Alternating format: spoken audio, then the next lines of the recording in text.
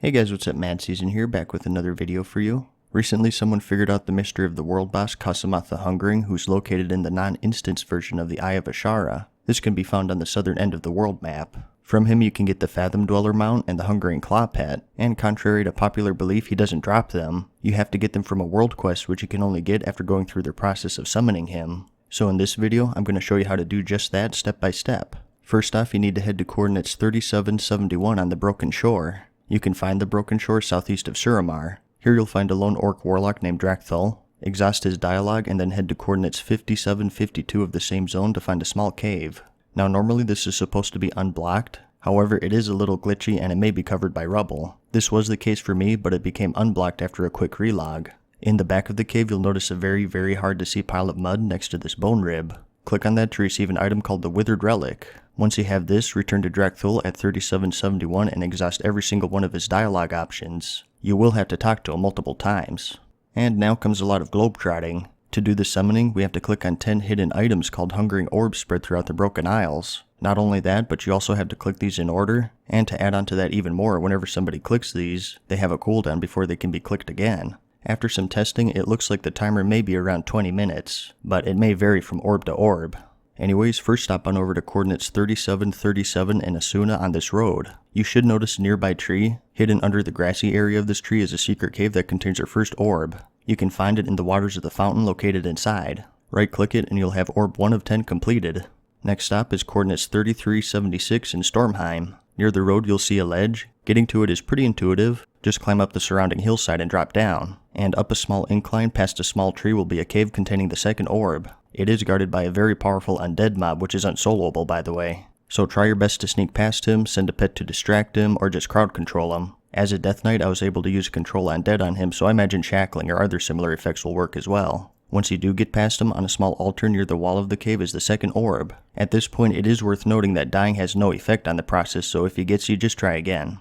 Next stop is 4180 in Val'sharah. At these coordinates you should see a tree with a wisp hovering nearby. Hidden behind the foliage is a cave, and once you reach the small table, jump through the hole to your left and you'll see an orb being guarded by an arcane elemental. This one is not crowd controllable, and much like the previous orb's guardian, he hits very hard. To get past this, I just sent my pet in, rushed through, clicked it, and then hightailed it out of there.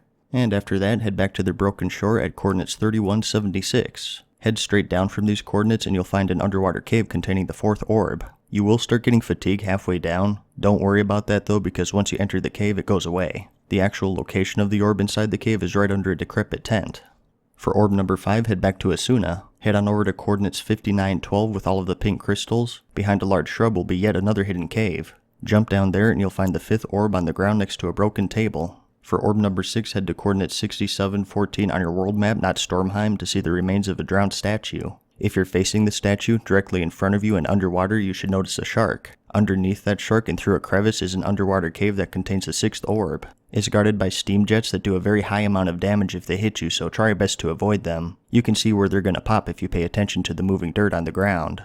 Now this is where I hit a big roadblock and really started to notice the cooldown between clicks. I'm not sure if it's just this orb, but I had to compete with several other people for it, and I managed to get it after waiting approximately 20 minutes for it to become clickable again. So just a warning, this one may be a big pain for you as well. Anyways, for orb number 7, stop on over coordinates 5236 in High Mountain to find the Hagelands. Go through there and to your right should be a path. About halfway down this path you're going to want to drop down onto a ledge with a cave. It's a pretty tricky jump. I'd advise using a glider if you got one just to be safe.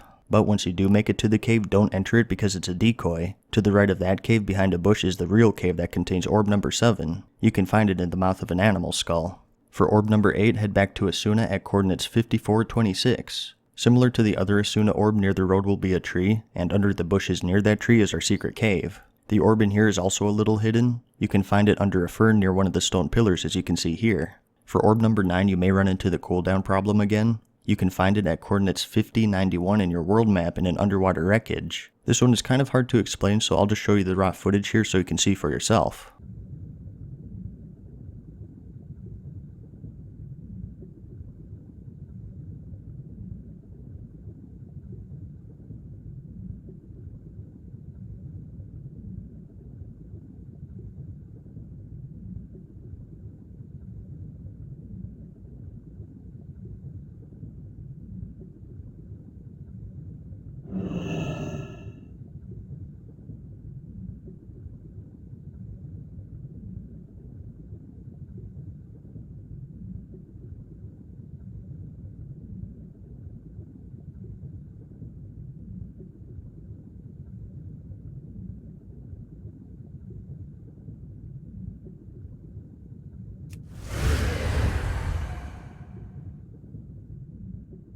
Once you're inside, to the right in the water is orb number 9. As you can see, this one was heavily camped for me. Once again, it seemed like it showed up after 20 minutes or so, and I did manage to beat everyone to the click.